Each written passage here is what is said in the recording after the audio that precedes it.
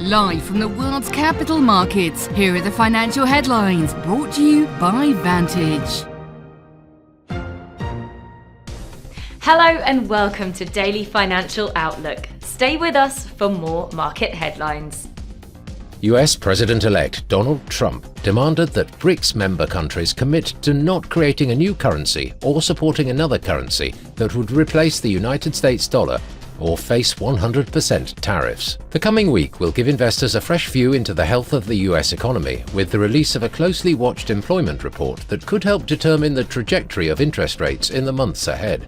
Stocks are heading into December with the benchmark S&P 500 near record highs, following an over 25% year-to-date gain. Russia's government lifted a temporary ban on the bulk of gasoline exports supplied by producers, while extending the restrictions for other exporters, such as independent traders and resellers, until January 31, 2025. The initial ban on gasoline exports was set to expire at the end of the year.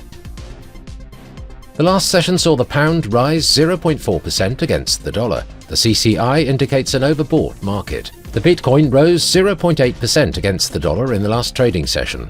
According to the Williams indicator, we are in an overbought market. The euro-dollar pair saw a minor rise of 0.2% in the last session. The ROC is giving a positive signal. The oil-dollar pair corrected downwards in the last session, falling 0.2%. The stochastic RSI is giving a negative signal.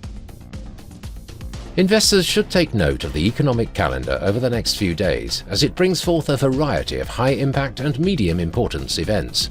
These data releases may cause significant market shifts, impacting trading strategies and investor sentiment. Understanding these updates helps frame the broader market context. Reacting appropriately to economic shifts can be the difference between seizing opportunity and facing challenges.